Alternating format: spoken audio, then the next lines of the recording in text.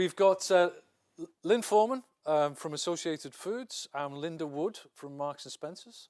And yeah, you're going to be telling us about the Nephrops Welfare and collaboration on onboard automation, which has been an exciting ongoing project for, well, a couple of years now. So yeah, really looking forward to this talk. Thank you. Great. Well, Lynne will kick off for us. So, okay. Yeah. So we presented this at the previous Catch Welfare platform. So really appreciating the opportunity to come back and continue to give an update on the journey.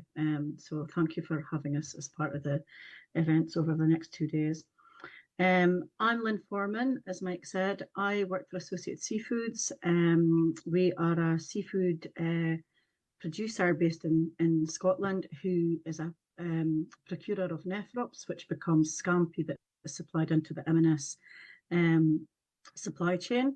And we've been involved in this project from the beginning, but as part of this unprecedented collaboration. You can see here on the board the names of the businesses that are supporting this, and I think that's one of the kind of unique things about this project. It has collaboration from across the supply chain with academics and engineers, scientists, all participating in the project, which has been really great. I think it's not uncommon for our industry, but we all know that the social and economic headwinds continue to challenge everyone at all points in the supply chain. And we've realised through this project and collaboration that we can achieve a lot more together than working on our own. And we all have expertise in our own areas that can lead into this project. Nephrops is an important fishery species for the UK. It's the second most valuable fishery landed into the UK. And we recognised that we needed to come together to share our ambition to find a solution to some of the challenges facing the UK Nephrops supply chain. So while there is currently devices available for stunning, there isn't an automated option for Nephrops to be stunned and tailed together and to be used on board fishing vessels. So this is kind of the drive for the project. There is similar technology existing and in use separately and in other species, but there's never been an opportunity for that to come together and be kind of implemented on a commercial fishing vessel. So the ability for us to be able to do that stunning and tailing together whilst at sea could have significant benefits for the fishery. Some of those being potential to reduce crew numbers, improve working conditions, and of course meet animal welfare requirements. There was an economic analysis undertaken by Seafish that concluded that the machinery could help to reduce operational costs and improve efficiency on board prawn vessels.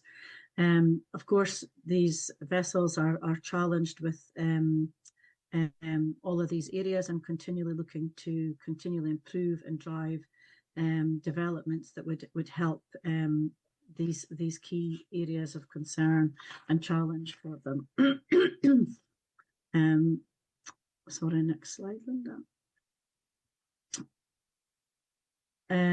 So I think we all probably know, but just kind of recapture, decapod crustaceans are identified as a sentient being in the 2022 Animal Sentience Act.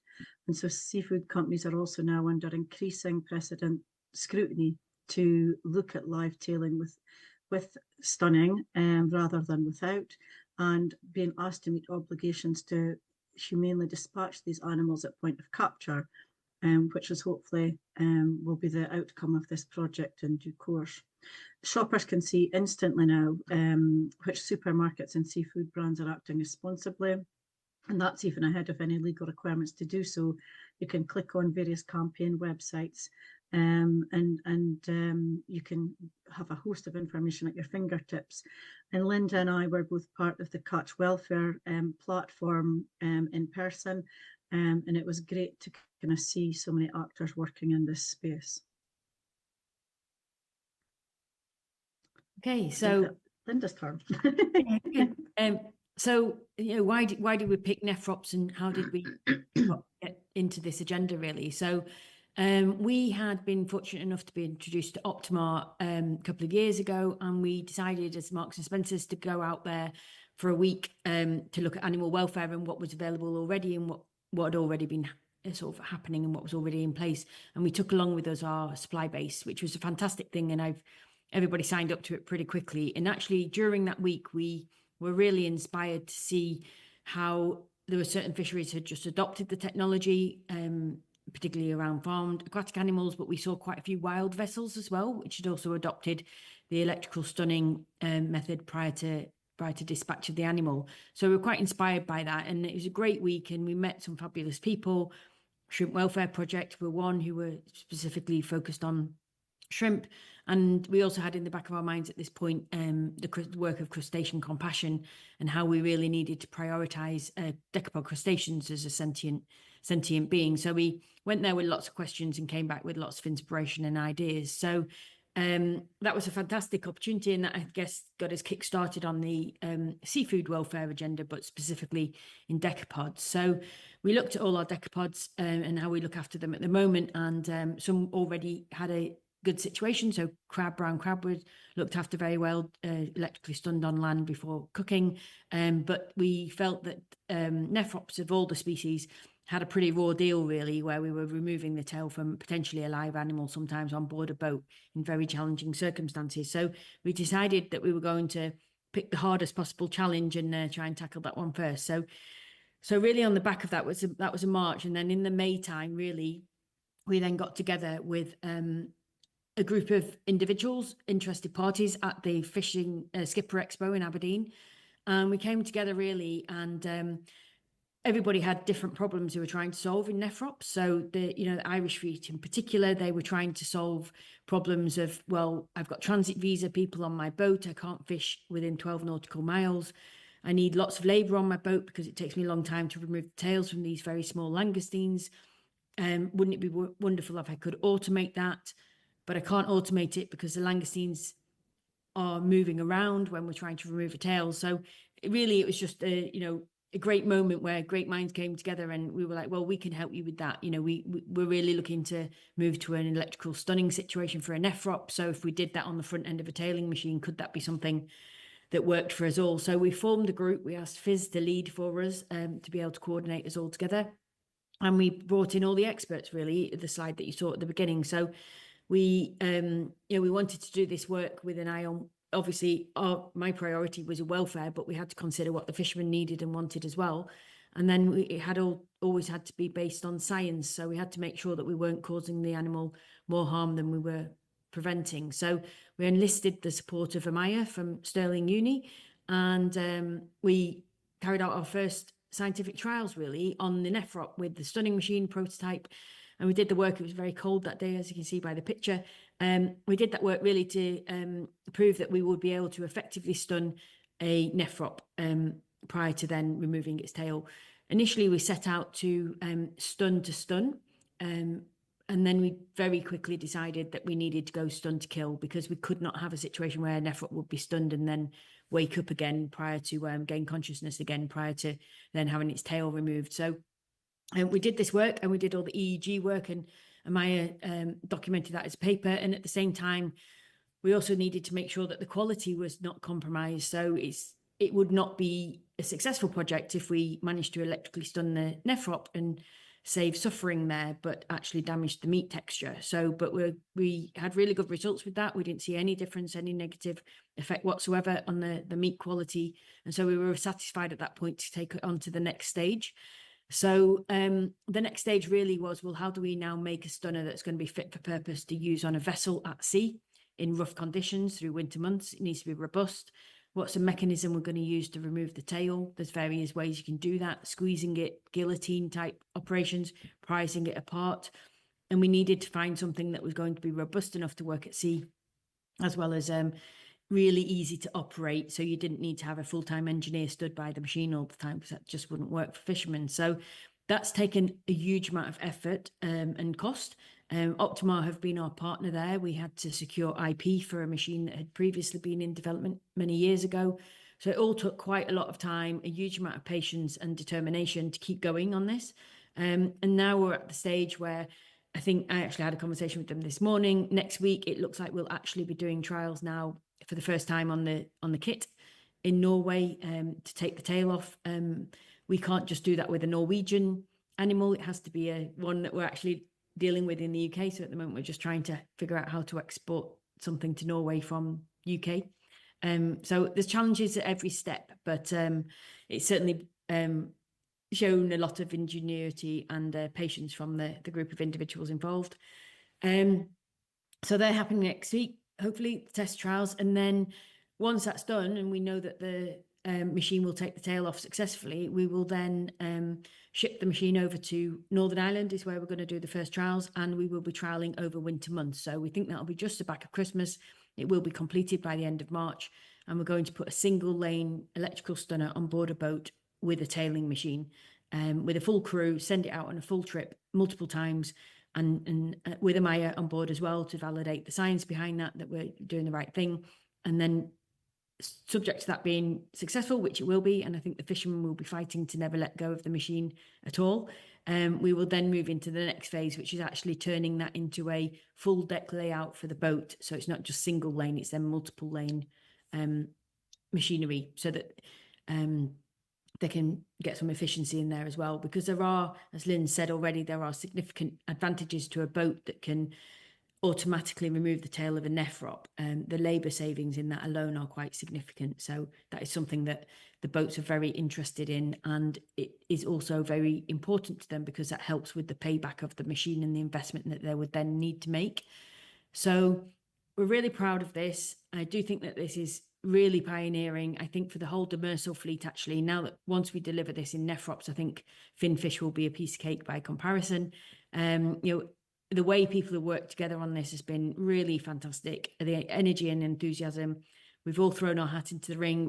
We've all funded this. We've got a lot of skin in the game, and I think that this will be transformational for the nephrop industry. And I think if we were to ask the fishermen who this is for, this is to help them.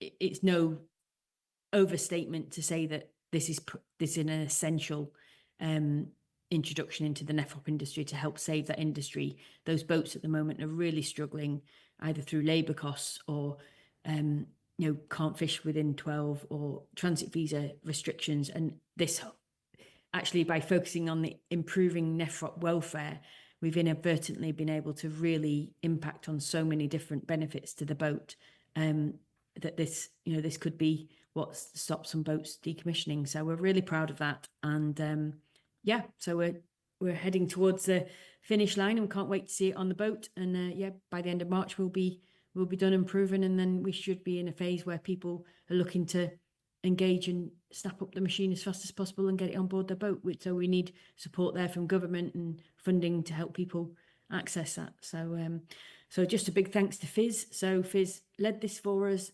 We are members of FIS, but they're a fantastic body who represent industry in the UK, and have allowed us to access funding we wouldn't have previously been able to, but also they've done a fantastic job for us coordinating. So we're very grateful to that. So thank you. Well, thank you, Linda and Lynn. That was an excellent presentation. Thank you. It's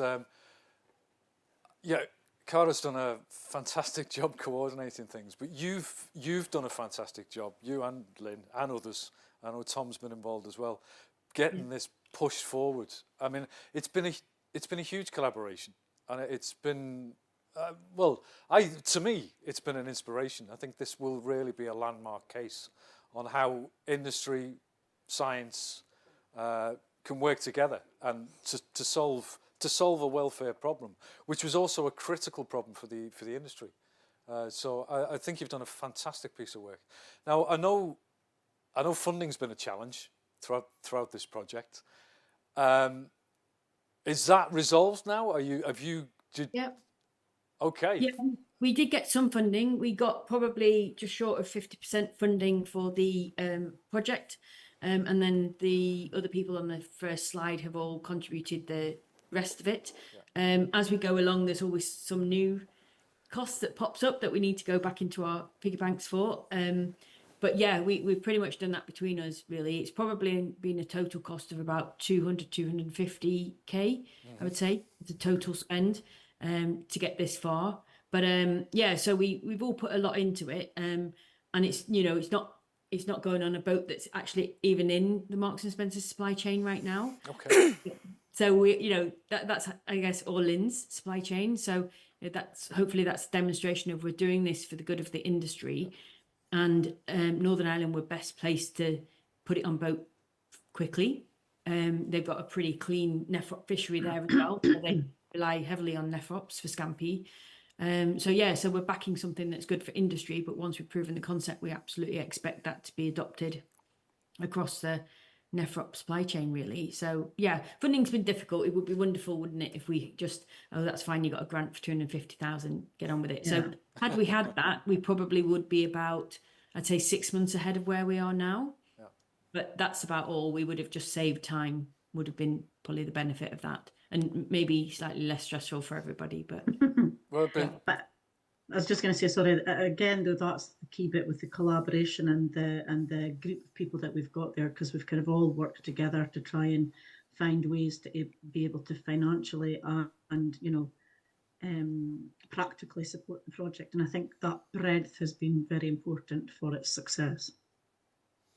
Yeah, I totally agree. And time, you say would only say 6-12 months, but time when it comes to animal welfare, time is critical. It's critical in the sort of acute stress situation, but it's also, I mean, it's if we can accelerate the progress of any project to improve the welfare of animals, that's always a good thing. So yeah. I mean, I'm hoping amongst our audience out there listening will be people who can influence funding in the future for projects like this, because it is important. And I think you guys were so reactive to the situation. I think that's one of the most impressive things for me. How you pulled everything together, and you reacted to a problem the industry was having. It was a welfare issue, and you did react quickly, and you've been pushing it. You've maintained that momentum. That's very impressive. So well done to you all. It's been as I said, I think this will be a real landmark case in the future. I've got one more question for you before we go to the audience. Yep. Quality. I know quality is important to you, Linda, and to Lynne. Now, Ragnar was talking about maybe there isn't a connection between quality and price. I thought, well, you guys, this is what you deal with all the time.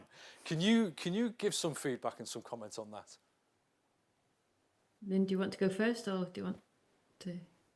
No, you've got a polished answer. You gave it to the last Catch Welfare platform because you asked us this question as well. Yeah. I mean, we definitely see a correlation directly between poor seafood welfare and poor product quality. We see it in aquaculture probably most easily because we actually have, you know, we've got full transparency of every element of that fish's life in aquaculture. So we can see if, you know, this bad weather in Shetland caused this problem in the salmon. So we already knew that was there. I think in wild fish, we probably haven't. I think genuinely, we probably don't know what an unstressed fish tastes like or looks like from a wild capture fishery. We've no idea. I think that we've still got to learn that, but I think it could be radically different from anything that we're used to testing or looking at just now. I think in terms of quality, I think you know, there's always a simple question of, will you pay me more money if I look after the animal better? That's one thing. And I think the answer to that is that, well, you'll have a business if you look after the animal better. So we'll buy from you, and we'll choose to buy from you rather than other people who aren't prioritizing that. So therefore you'll have a market. We are ahead of the market in this. It's no legislation that's going to make you have to do this yet, but it certainly will be in our buying policy, that our boats will have to have this on board in whatever timescale is appropriate when the kit's all approved. So yeah, it will be how we select our supply chain, and the market will follow that, I'm sure, at a different pace. But yeah, if you want to have a customer at the end of the line, or certain customers who hopefully we do already pay people for their efforts to fish the best, then yeah, I think it is rewarded. Yeah, that would be my view. No, thanks for that. Thanks for that, Linda. I mean, yeah, I think you've made several very important points there. So thank you. Michelle, do we have any questions coming in? Questions and compliments. Congratulations, Linda, for getting this far. It sounds amazing. Then a question. There was a German study a few years ago concluding that electrical stunning of lobster was worse for the animal than cooking it alive. Are you aware of this paper, and what is your answer to it? This was, of course, this I think is about lobster. This is not necessarily a lobster, but are you aware of this study? I'm not aware of that particular study, no. I think that when we did start looking at, langoustine, along on the back of lobster, probably there was more work had already been done in lobster. Certainly we had Albin at the Catch Welfare platform last year talking about lobster, Bjorn as well, and Maya, they have a very different nervous center to other animals. It's not just in the head area. So it's very important, that EEG work. I think that I personally haven't been involved in any work to know the outcome of cooking alive, but certainly I feel confident that by working with, with the recommendations of Albin, Bjorn and Amaya, that is the best we can do to make sure that we are not causing more harm and damage and discomfort for the animal than had we cooked the animal alive. I mean, we're not trying to solve a problem here where these langoustines were being cooked alive. We're trying to solve a problem here where these animals were having their tail removed whilst they're alive and may survive for up to 30 minutes afterwards. That's the challenge we're trying to solve, not the cooking alive bit. I can't comment any more on the lobster. I haven't been directly involved in that. We would always look to the Bjorns, Albins and Amayas of the world to guide us on this. Yeah. I have no preference of the method of stun. I have no opinion on that, really. It just has to be what's best for the animal. Yeah, and that's why you include the researchers, and they do their part. Yeah, I assume. Yeah. Okay, then another question. One I'm interested in as well. In Denmark, there are one-man operated Nephrops vessels. Are the research solutions realistic on these quite small vessels, or is the target mostly larger vessels?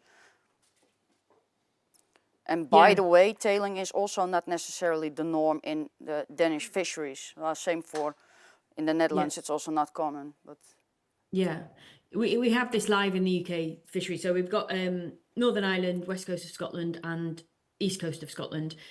Boats of all different sizes. Northern Ireland predominantly a Nephrop fishery. Most of the scampi there, the Nephrops there are going for scampi, so they're interested in tails. Northeast of Scotland would be maybe just 20% of the catch would be Nephrops, want to keep them whole and alive and ship them to Europe, not really targeting scampi. Scampi is the last thing they want to do really with those Nephrops, so not a priority for those boats. And then west coast guys could be one man in his little boat trawling very, inshore. So we've got that range of vessels already in the fleet. We are definitely starting here with boats which are probably about 5 of a crew. And we're starting in Northern Ireland. We're definitely, our supply base is Northeast Scotland, and those guys at the moment are telling us that this isn't a priority for them. This isn't something that they need to do. It's just 20% of the catch. So I think where we've got fishermen there, where maybe scampi isn't the priority. I mean, scampi is having a focus just now, but there's still the same welfare challenges in demersal fisheries generally. So whether they're catching haddock, cod, whiting, monkfish, hake, anything, Nephrops, they all need to be looked after well. So we've still got all that work to do in the demersal mixed fishery. So that conversation will pick up, I am confident, of the demersal fleet in the northeast. I think when you've got a small boat, as I say, on the west coast of Scotland, where it could be just one guy with a trawl vessel, then we do need to make sure that we're finding something that is fit for purpose for them. But I think that, for me, the final stun is just like having a goalkeeper on the pitch and having no other defense at all. Like, in a game of football, and there's a million other welfare impacts on the animal before it gets to the point of just before death. And so, there's lots of work going on with actually, are we even landing the catch alive? Is a catch landed alive and then it sits for 4 hours and then eventually dies in the hopper? Or is it landed alive and processed straight away, therefore it's definitely alive when you're taking the tail off? Or is it dying in the net?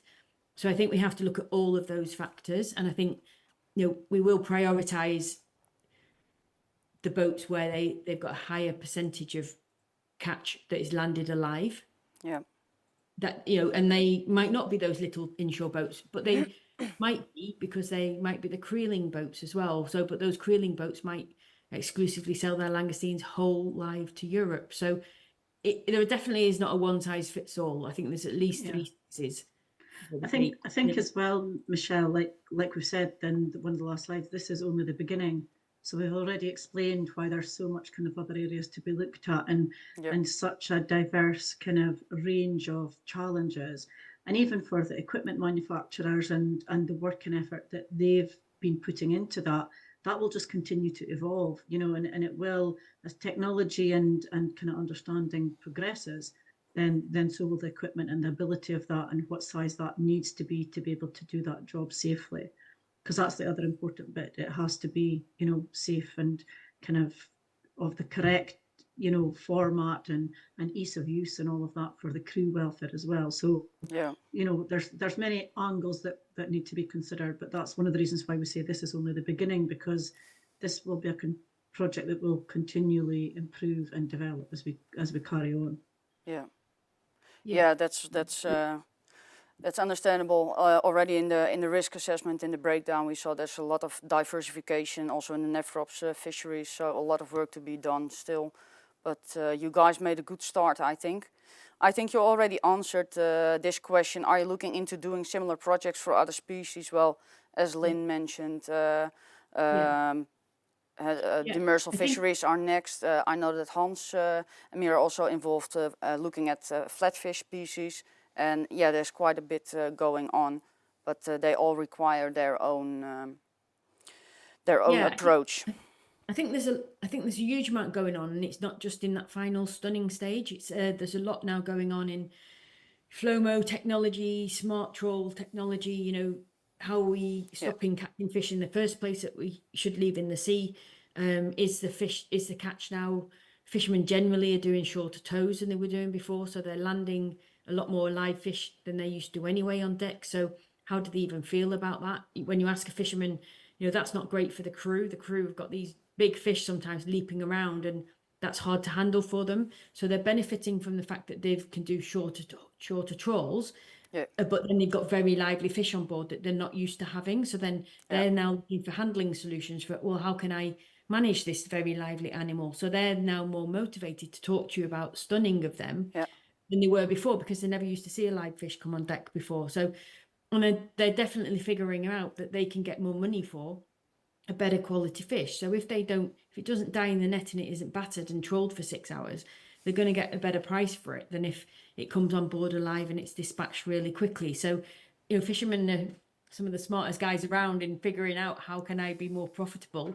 And, there's a direct connection between bringing catch on board alive but dispatch it quickly. And I think we've got at the moment a bit of a situation where there's a lot more live fish being landed on board vessels now, but there's still a lot of boats, certainly in the UK fleet, well, all boats, that do not have that fast dispatch capability on board. So that's where we have to take the inspiration from Norway and Iceland, where they do have those bits of kit on board. And, one of our skippers went out recently to Norway to, see and believe that for himself. So, and also, we've definitely getting the feedback that fishermen do not want to be working in a very stressful environment with these animals leaping around and moving around wildly. It's not good for them either. So they don't want that. So the calmness and everything. So I think it's all kind of coming together. There's so many work streams on so many things. I definitely would ask though that it would be helpful to not have to lead everything in such a determined way. This has been a hell of a slog for 2 years now, and a huge amount of effort and time is put into the humble nephrop. And if we have to go into such level of details for every single species, that's That's a very long time we're going to have to wait. So industry, government, science all has to come together to really start accelerating these agendas about how boats are designed, how they're kitted out, so people can realise the benefits of better dispatch of animal. Yeah. True. No, it's Okay. excellent points, Linda. I mean, it's yes. As we make advances in welfare, we'll create new problems in that the animals are far more alive. But that is a good thing, and we hopefully will develop the technologies. But having coordinated responses and more projects to be able to solve those problems is going to be critical. Absolutely. So thank you very much. It was an excellent presentation, and thank you, Lynn. And Thank you. I look forward to meeting you in person next year. Hopefully we'll all be together.